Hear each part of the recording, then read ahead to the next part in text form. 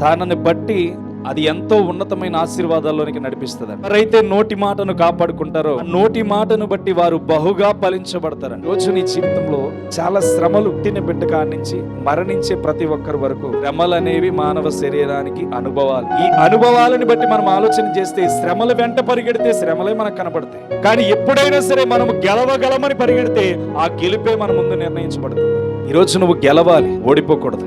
నువ్వు గెలవగలిగే శక్తిని దేవుడు నీకు ఇచ్చాడు. నీకు స్వతంత్రతనిచ్చాడు. అంటే నీకు స్వతంత్రత అంటే రెక్కలు కట్టుకుని పైకి ఎగిరే శక్తిని దేవుడు ఇచ్చాడు. ఎగిరితావా, ఆగిపోతావా చెప్పాలి. అలా శ్రద్ధ శక్తితో ఉండండి. వినగలిగే వారందరూ ఎగరగలగవు. దేవుడు నీకు చెప్పాడు, రెక్కల కట్టుకుని ఎగరగలిగే శక్తి నీకు ఇచ్చాడు. అక్కడే నిలబడిపోతావా, ఎగరగలవా? ఎగరగలనన్నప్పుడు పాపం వైపు ఎందుకు చూస్తావు? ఎగరగలనన్నప్పుడు నీ నోటి మాటను ఇంకా ఎందుకు సరి చేసుకోలేకపోతావు? ఎగరగలనన్నప్పుడు దేవుని వైపు పరుగులు పెట్టకుండా ఎందుకు చూస్తాడు? నీకు స్వతంత్రత ఇచ్చాడు.